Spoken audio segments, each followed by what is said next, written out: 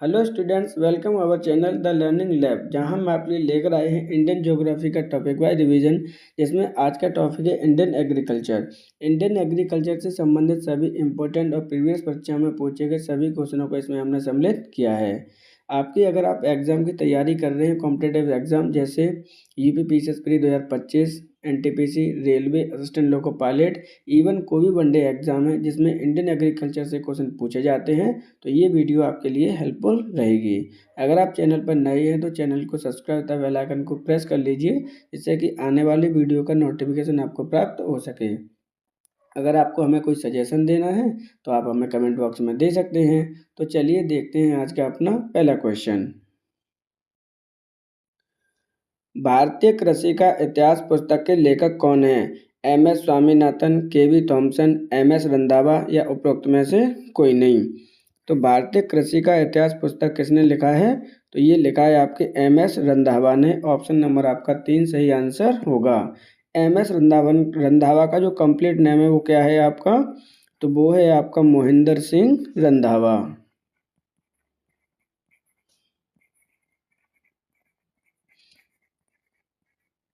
इसमें आपके एम.एस. स्वामीनाथन को क्या कहा जाता है? तो इन्हें कहा जाता है आपका फादर ऑफ इंडियन एग्रीकल्चर। इन्हें भारतीय कृषि का क्या कहा जाता है? पिता कहा जाता है, क्योंकि इन्होंने योगदान कृषि में काफ़ी किया है। तो इस प्रकार ऑप्शन नंबर आपका सही आंसर होगा 3। एम.एस. रंधावा भारतीय कृषि इतिहास का पुस्तक के लेखक हैं। 2011 की जनगणना के अनुसार देश के कितने प्रतिशत आबादी कृषि और उससे जुड़ी गतिविधियों में लगी है? 45%, 40%, 55% या 65%। तो यहाँ पर ध्यान से समझना, 2011 की जनगणना के अनुसार पूछ रहा है कि कितने प्रतिशत आबादी किस में लगी है आपकी? कृषि और उससे जुड़ी गतिविधियों में लगी है। तो ऑप्शन नंबर आपका 3 सही आंसर होगा 55%। जबकि आपकी 45% आपकी किस में लगी हुई है?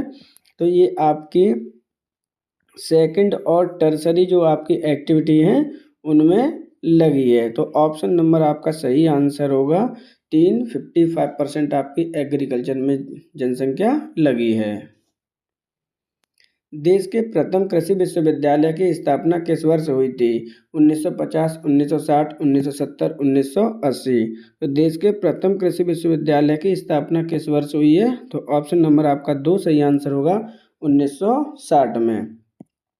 इसका उद्घाटन किसने किया था? तो भारत के प्रथम प्रधानमंत्री पंडित जवाहरलाल नेहरू ने इसका उद्घाटन किया था। इसका जब स्टार्टिंग हुई थी, इसकी स्थापना हुई थी, तब इसका नाम क्या था? तो इसका नाम था आपका Uttar Pradesh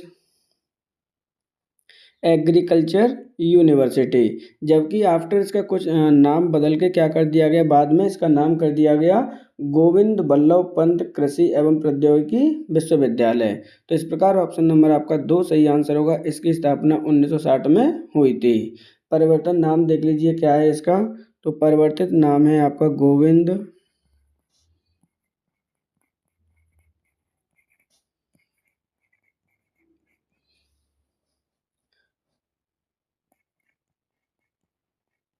agriculture and technology engineering university. यहाँ पर ऑप्शन नंबर आपका 2 सही आंसर होगा, जिसकी स्थापना 1960 में हुई। भारत में एग्रो इकोलॉजिकल जोन्स की संख्या कितनी है? 15, 17, 19 या 20। तो भारत में आपके एग्रो इकोलॉजिकल जोन्स की जो संख्या है, ऑप्शन नंबर आपका 2 सही, लास्ट सही होगा, चौथा 60 इनकी संख्या है। कृषि में युग्म पैदावार का आशय को उगाने से है विभिन्न मौसम में 2 फसल, एक साथ 2 फसल या अन्य फसल के साथ 1 फसल या उपरोक्त में से कोई नहीं। तो आपसे पूछा जा रहा है यहाँ पर कि जो युग्म पैदावार होती है उसका क्या तात्पर्य है? तो ऑप्शन नंबर आपका 1 सही आंसर होगा, विभिन्न मौसमों में 2 फसल को एक साथ उगाना। निम्नलिखित में से कौन सी मिश्रित कृषि की प्रमुख विशेषता है? नकदी और खाद्य फसलों को एक साथ उगाना, 2 या 2 से अधिक फसलों को एक साथ खेत में उगाना, पशुपालन और कृषि उत्पादन को एक साथ करना या उपरोक्त में से कोई नहीं। तो यहाँ पर आपकी मिश्रित कृषि की प्रमुख विशेषता पूछी गई है। तो ऑप्शन नंबर आपका 3 सही आंसर होगा। मिश्रित कृषि किसे कहते हैं? पशुपालन के साथ साथ एग्रीकल्चर भी करना क्या कहलाता है? मिश्रित कृषि कहलाती है। तो ऑप्शन नंबर 3 सही आंसर होगा। समानांतर फसल का एक उदाहरण है आलू प्लस धान, गेहूं प्लस सरसों, कपास प्लस गेहूं, ज्वार प्लस आलू। तो ऑप्शन नंबर आपका 2 सही आंसर होगा। गेहूं प्लस सरसों आपकी क्या है? समानांतर फसल हैं, क्योंकि ये एक ही मौसम में यानी जो सर्दी में ही की जाती हैं। दोनों ही रबी फसलें आपकी क्या हैं? दोनों ही आपकी रबी फसलें हैं। इस प्रकार ऑप्शन नंबर आपका सही आंसर होगा 2, गेहूं और सरसों।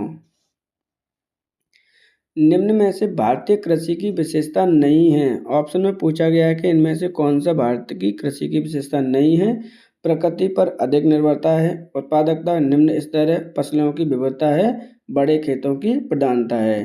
तो यहाँ पर ध्यान से समझिए, प्रकृति पर निर्भर है भारत की एग्रीकल्चर, बिल्कुल है। प्रोडक्शन कम है, बिल्कुल है। फसलों की विविधता पाई जाती है। जबकि भारत में आपके बड़े जोतों की प्रधानता नहीं है, जबकि आपके सीमांत जोतों की प्रधानता है। ऑप्शन नंबर आपका 4 सही आंसर होगा। भारतीय कृषि में निम्न उत्पादकता का क्या कारण है? यानी जो आपका लो प्रोडक्शन होता है भारत में, उसका रीजन क्या है? आवश्यकता से अधिक लोगों को एग्रीकल्चर में कार्य में लगे रहना, जोत का आकार का छोटा होना, उत्पादन की पिछड़ी तकनीकी या उपरोक्त में से सभी। तो ऑप्शन नंबर ये सभी रीजन क्या हैं? वैलिड हैं आपके। तो ऑप्शन नंबर आपका 4 सही आंसर होगा। क्योंकि अगर आप एग्रीकल्चर में एक से अधिक यानी जितना लोगों की डिमांड है उससे अधिक लगा दोगे तो प्रोडक्शन उससे ज़्यादा नहीं होगा। जबकि भारत में छोटे आकार की प्रधानता है, बिल्कुल है। और आपकी जो टेक्नोलॉजी है वो भी क्या है? यूजेबल नहीं है। इसलिए ऑप्शन नंबर आपका 4 सही आंसर होगा। निम्नलिखित में से कौन सा भारतीय कृषि की निम्न उत्पादकता का कारण नहीं है? यहाँ पे पूछ रहा है कि कौन सा इनमें से ऐसा कारण है जो लो प्रोडक्शन के लिए रेस्पॉन्सिबल नहीं है। जनसंख्या का दबाव, प्रचंड बेरोजगारी, सहकारी कृषि, जोत का आकार का छोटा होना। तो ऑप्शन नंबर आपका 3 सही आंसर होगा। सहकारी कृषि आपकी निम्न प्रोडक्टिविटी का कारण नहीं है। भारत में चालू जोतों का सबसे बड़ा औसत आकार है पंजाब, गुजरात, मध्य प्रदेश या राजस्थान। तो यहाँ पर आपसे पूछा गया जो चालू जोतें हैं आपकी सबसे बड़ा औसत आकार किस राज्य में है आपका? ऑप्शन नंबर आपका 4 सही आंसर होगा, राजस्थान। भारत में कृषि को समझा जाता है जीविका का साधन, एक व्यवसाय, एक उद्योग, एक व्यापार। तो भारत में आपके प्राचीन काल से क्या समझा जाता है? आपका जीविका का साधन समझा जाता है, लिवलीहुड समझा जाता है। ऑप्शन नंबर आपका 1 सही आंसर होगा। निम्नलिखित हरी खाद वाली फसलों में किसमें नाइट्रोजन की मात्रा सर्वाधिक पाई जाती है? ढैंचा, सनई, लोबिया या ग्वार। तो आपका जो नाइट्रोजन होता है एग्रीकल्चर में किस में सबसे अधिक पाया जाता है आपकी, जिसका उपयोग किस तरह से करते हैं हम? हरी खाद की फसल के रूप में करते हैं। तो ऑप्शन नंबर आपका 3 सही आंसर होगा। लोबिया में सबसे अधिक नाइट्रोजन पाई जाती है आपकी। संतुलित उर्वरक प्रयोग किए जाते हैं उत्पाद बढ़ाने के लिए, खाद्य की गुणवत्ता उत्पन्न करने के लिए, भूमि की उत्पादकता बनाए रखने के लिए या उपरोक्त सभी। तो यहाँ पे आपकी संतुलित उर्वरक जो प्रयोग की जाती है उसके क्या रीजन है? तो ऑप्शन नंबर आपका सही आंसर होगा 4, क्योंकि उससे आपकी प्रोडक्टिविटी बढ़ेगी, आपकी क्वालिटी बढ़ेगी और आपका क्या होगा? उत्पादकता भूमि जो उर्वर है उसे बनाने में बेनिफिट होगा। तो इस प्रकार ऑप्शन नंबर आपका 4 सही आंसर होगा, उपरोक्त सभी। दक्षिणी भारत में उच्च कृषि उत्पादकता का जो क्षेत्र पाया जाता है केरल तट में, तमिलनाडु तट में, तेलंगाना तट में या फिर विदर्भ तट में। तो यहाँ पर आपसे पूछा गया कि हाई प्रोडक्टिविटी एग्रीकल्चर कहाँ पाई जाती है दक्षिण भारत में? तो ऑप्शन नंबर आपका 2 सही आंसर होगा, तमिलनाडु के तट पे।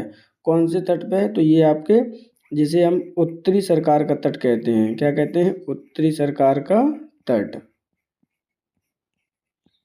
क्योंकि यहाँ पर क्या है आपकी जो कृष्णा नदी है प्लस कावेरी का जो एरिया है सबसे ज़्यादा क्या है? फर्टाइल है। ऑप्शन नंबर आपका सही आंसर होगा 2 तमिलनाडु के तट में। निम्नलिखित राज्यों में से कौन सा भारत में ठेकेदारी कृषि को लागू करने वाला अग्रणी राज्य है? हरियाणा, पंजाब, उत्तर प्रदेश या तमिलनाडु। क्वेश्चन को ध्यान से समझना है। यहाँ पर आपसे पूछा जा रहा है कि ऐसा कौन सा राज्य जिसने सबसे पहले ठेकेदारी एग्रीकल्चर को बढ़ावा दिया? तो ऑप्शन नंबर आपका आंसर हो जाएगा 2, पंजाब राज्य ने दिया था। भारतीय कृषि पर वैश्वीकरण के प्रभाव के संदर्भ में निम्नलिखित में से कौन सी व्याख्या असत्य है? यहाँ पर आपसे पूछ रहा है कि वैश्वीकरण का जो ग्लोबलाइजेशन है आपका, भारत की कृषि पर क्या फर्क पड़ता है, उसका जो आपका जो असत्य स्टेटमेंट है, फॉल्स स्टेटमेंट है, रॉन्ग है, वो आपको फाइंड करना है। जलवायु परिवर्तन, नगद फसलों पर बल, यहाँ पे बल है आपका, आय असमानता में वृद्धि, आर्थिक सहायता में कटौती। यहाँ पर आपसे पूछा जा रहा है कि कौन सा असत्य है? तो ऑप्शन नंबर आपका सही आंसर होगा जलवायु परिवर्तन। एगमार्क क्या है? अंडा उत्पादन हेतु एक सहकारी समिति, कृषकों की एक सहकारी समिति, अंडों की एक विनियमित मंडी या गुणवत्ता की मोहर की गारंटी। तो यहाँ पर आप समझिए कि एगमार्क क्या है आपका। तो ऑप्शन नंबर आपका सही आंसर होगा 4, गुणवत्ता गारंटी की मोहर। एगमार्क क्यों लगाया जाता है? ये अधिनियम आपका 1937 के अनुसार लगाया जाता है आपका 1937 में। क्यों? कि अगर कोई भी जो भी प्रोडक्ट आप परचेज कर रहे हैं उसकी क्वालिटी अच्छी है या नहीं है, एनवायरनमेंट फ्री है या नहीं है, इसके लिए क्या है कि आपका एगमार्क का उस पर एक साइन लगा होता है। इसे कहते हैं गुणवत्ता की गारंटी देता है एगमार्क का साइन। तो ऑप्शन नंबर आपका 4 सही आंसर होगा, गुणवत्ता गारंटी की मोहर। विश्व में हरित क्रांति का जनक किसे माना जाता है? M S. Swaminathan, Norman Ernest Borlaug, John Frederick, Caroline Milton.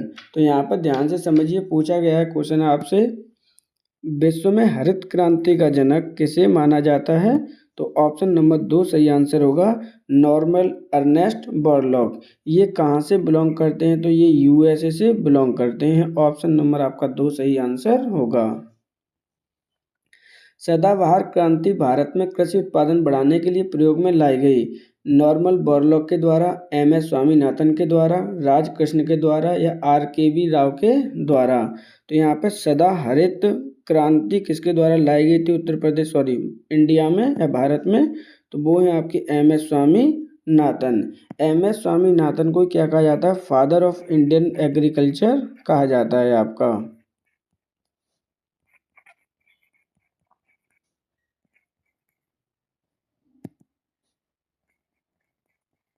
तो इस प्रकार आपका ऑप्शन नंबर 2 सही आंसर होगा। अर्नेस्ट बोरलॉग जो हरित क्रांति के जनक माने जाते हैं, किस देश से थे? संयुक्त राज्य अमेरिका, मैक्सिको, ऑस्ट्रेलिया या न्यूजीलैंड। तो अर्नेस्ट बोरलॉग थे, उन्हें क्या कहा जाता है? हरित क्रांति का जनक कहा जाता है। किस देश से थे? तो संयुक्त राज्य अमेरिका। ऑप्शन नंबर आपका 1 सही आंसर होगा। हरित क्रांति से अभिप्राय है हरी खाद का प्रयोग करना, अधिक फसल उगाना, उच्च उत्पादक वैरायटी प्रोग्राम या हरी वनस्पति। तो यहाँ पे हरित क्रांति से क्या मतलब है आपका? तो यहाँ पर मतलब है उच्च उत्पादन वाले वैरायटी प्रोग्राम, जिससे कि क्या हो कि आपकी ज़्यादा से ज़्यादा फसल प्रोडक्टिविटी हो, क्रॉप ज़्यादा से ज़्यादा आपको मैक्सिमाइज मिले। हरित क्रांति संबंधित है मोटे अनाज के उत्पादन से, दलहन उत्पादन से, गेहूं उत्पादन से या तिलहन उत्पादन से। तो आपकी जो हरित क्रांति है किससे संबंधित है? तो ऑप्शन नंबर आपका 3 सही आंसर होगा, गेहूं उत्पादन से।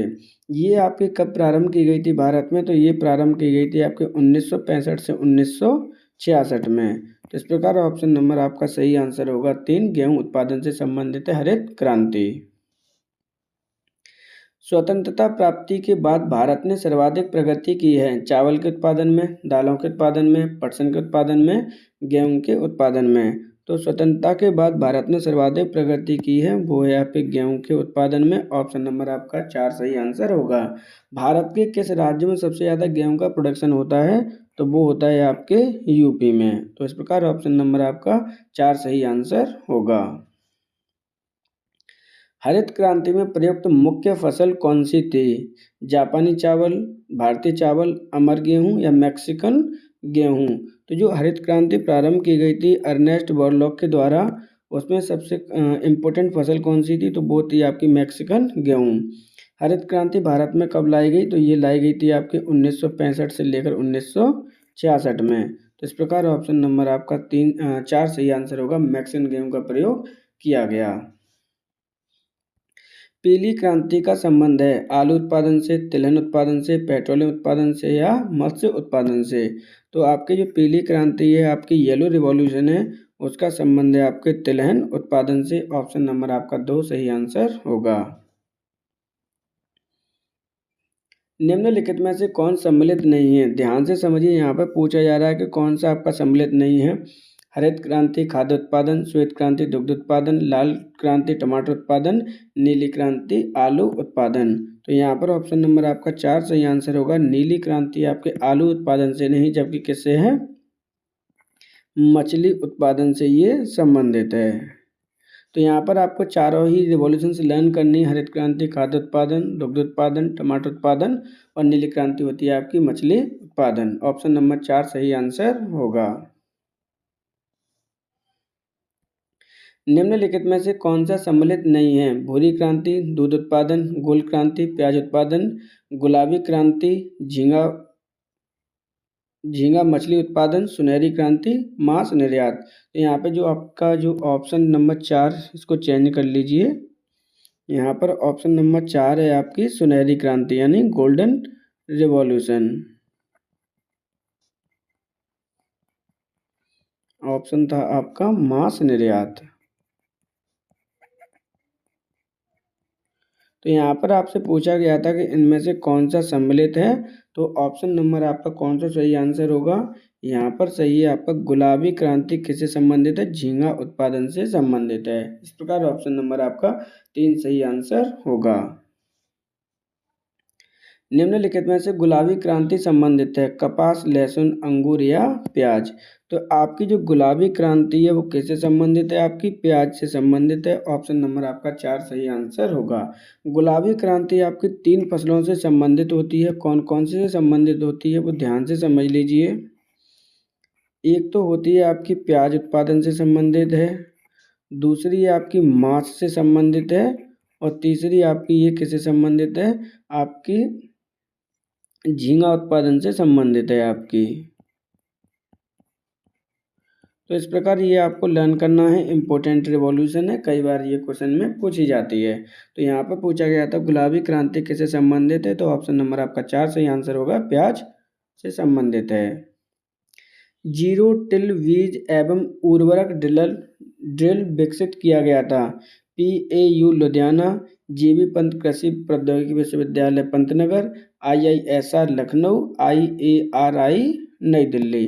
तो आपका जीरो टिल बीज एवं उर्वरक ड्रिल किसके द्वारा विकसित किया गया था, ये आपसे क्वेश्चन में पूछा गया है।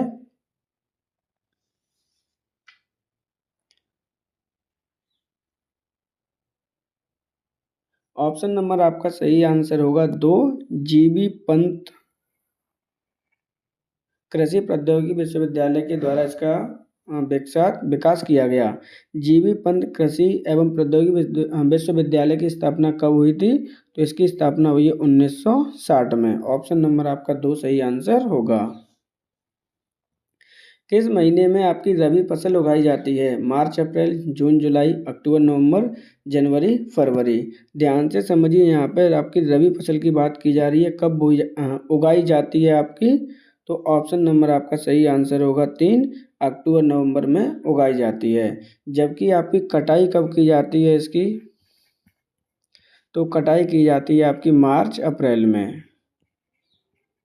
इस प्रकार ऑप्शन नंबर आपका सही आंसर होगा 3।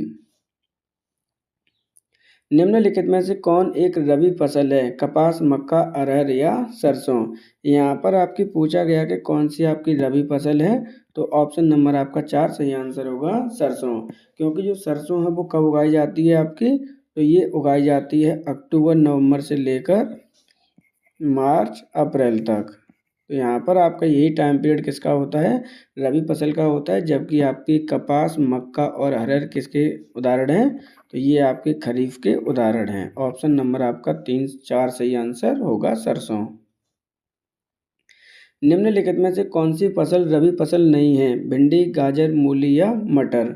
यहाँ पर आपसे पूछा गया है कि कौन सी रबी फसल नहीं है, तो ऑप्शन नंबर 1 सही आंसर होगा भिंडी। भिंडी कौन सी फसल है, तो ये आपकी खारिफ फसल है या खरीफ की फसल है।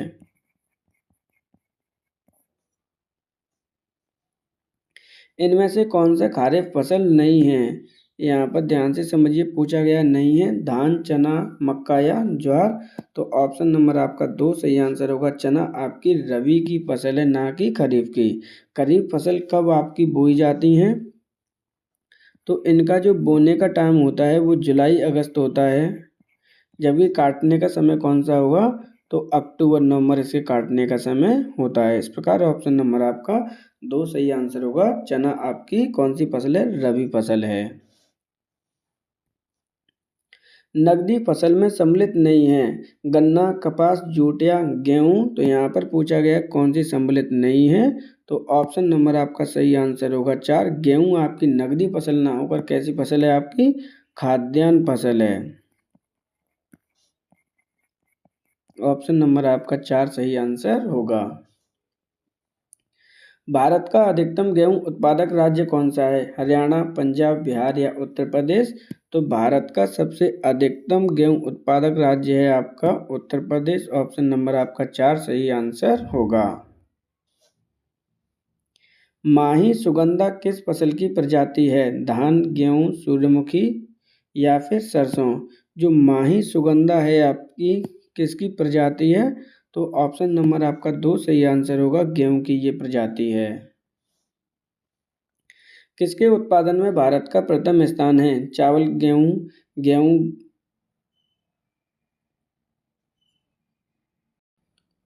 चावल, गन्ना, गेहूं और दाल। यहाँ पर ये ऑप्शन नंबर 5 काट दिए, किसी और का इसमें ऐड हो गया है। तो ऑप्शन नंबर आपका यहाँ पर 4 सही आंसर होगा, गेहूं प्लस दाल के उत्पादन में भारत का कौन सा स्थान है, आपका प्रथम स्थान है। ये किसके द्वारा बताया गया है, आपका ये पुरानी रिपोर्ट है उसके द्वारा। पूसा, सिंधु, गंगा एक प्रजाति है, गेहूं, धान, मसूर या चना। तो आपके पूछा गया है आपके पूसा, सिंधु, गंगा किसकी प्रजाति है, तो ऑप्शन नंबर 1 सही आंसर होगा, ये गेहूं की प्रजाति है। निम्नलिखित में से कौन सा एक गेहूं का रोग है, ब्लास्ट, टिक्का, डस्ट या रस्ट। तो यहाँ पे पूछा गया है कि कौन सा आपका किसका गेहूं का रोग है, तो ये गेहूं के रोग के बारे में पूछा गया है। तो ऑप्शन नंबर आपका कौन सा सही आंसर होगा, यहाँ पर रस्ट सही आंसर होगा, ऑप्शन नंबर 4। कल्याण सोना एक किस्म है, चावल, मक्का, गेहूं या ज्वार। इंपॉर्टेंट क्वेश्चन है, कई बार ये रिपीट भी हुआ है। तो इस यहाँ पर आपका कल्याण सोना के बारे में पूछा गया है। ऑप्शन नंबर आपका सही आंसर होगा गेहूं। करनाल वंट एक बीमारी है, धान, मटर, राई या गेहूं की। तो आपकी जो बीमारी है करनाल वंट, ये किसकी बीमारी है, तो ऑप्शन नंबर आपका सही आंसर होगा 4, गेहूं की बीमारी है। धान की उत्पत्ति हुई थी यूरोप, दक्षिण पूर्व एशिया, दक्षिणी अमेरिका या उपरोक्त में से कोई नहीं। तो आपकी जो धान की उत्पत्ति हुई है इस अर्थ पर सबसे पहले वो हुई है आपके दक्षिण पूर्व एशिया में। दक्षिण पूर्व एशिया में कौन कौन से राष्ट्र आते हैं, तो आपके वियतनाम, इंडोनेशिया, आपके ये सारे राष्ट्र आते हैं मलेशिया की तरफ। निम्नलिखित में से एक खरीफ फसल है, खरीफ फसल आप समझ लीजिए पहले यहाँ पे कब उगाई जाती है, तो ये उगाई जाती है आपकी जुलाई और अगस्त में, जबकि काटी कब जाती है, तो काटी जाती है अक्टूबर और नवंबर में। तो ये पूछ रहा है कि खरीफ फसल कौन सी है, तो ऑप्शन नंबर 1 मसूर, अलसी, सरसों या सोयाबीन। तो ऑप्शन नंबर आपका 4 सही आंसर होगा, सोयाबीन एक खरीफ फसल का उदाहरण है। भारत में चावल की खेती के अंतर्गत सर्वाधिक क्षेत्र पाया जाता है, आंध्र प्रदेश, उड़ीसा, उत्तर प्रदेश या पश्चिम बंगाल। तो चावल की खेती के लिए सर्वाधिक क्षेत्र पाया जाता है, ऑप्शन नंबर 4 पश्चिम बंगाल में। भारत के चावल के कटोरा क्षेत्र का नाम बताइए। केरल और तमिलनाडु, कृष्णा गोदावरी डेल्टा क्षेत्र, पूर्वोत्तर क्षेत्र, सिंधु गंगा मैदान। तो भारत के चावल के कटोरा किस क्षेत्र को संज्ञा दी जाती है? तो ऑप्शन नंबर 2 सही आंसर होगा, कृष्णा गोदावरी डेल्टा क्षेत्र को। पूसा सुगंधा 5 एक सुगंधित किस में है? मक्का, अरहर, धान या गन्ना? तो पूसा सुगंधा 5 आपकी एक किस्म में है धान की। ऑप्शन नंबर 3 सही आंसर होगा। बासमती चावल की रोपाई हेतु उपयुक्त बीज दर है 40-50 kilometre per hectare, 20-30 kilometre per hectare, 15 से 20 किलोग्राम पर हेक्टेयर, यहाँ पे 5 से 10 किलोग्राम पर हेक्टेयर। यहाँ पर आपका किलोमीटर नहीं किलोग्राम है। तो ऑप्शन नंबर आपका सही आंसर होगा 3 सही आंसर होगा। यहाँ पर 15 से 20 किलोग्राम पर हेक्टेयर रोपाई दर करनी चाहिए किसकी? बासमती चावल की। निम्नलिखित में से कौन सा एक जीव चावल की फसल के लिए जैव उर्वरक का कार्य कर सकता है? नील हरित शैवाल, राइजोबियम, कवक मूलक कवक, एजेटोबैक्टर। यहाँ पर देखिए एक जीव के बारे में पूछा जा रहा है जो चावल के किसके लिए वर्क कर सकता है? जैव उर्वरक के रूप में वर्क कर सकता है। तो इस प्रकार ऑप्शन नंबर कौन सा सही आंसर होगा ये आपसे इसमें पूछा गया है।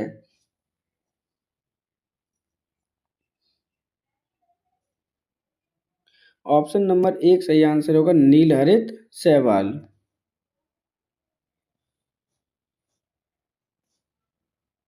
ये आज के क्लास का हमारा लास्ट क्वेश्चन था। हमने इंडियन एग्रीकल्चर से टॉप 49 क्वेश्चन को सॉल्व किया है। ये एग्रीकल्चर टॉपिक से संबंधित पहली क्लास है। इससे संबंधित नेक्स्ट क्लास और आएगी जिसमें टॉप 100 क्वेश्चन सम्मिलित किए जाएंगे।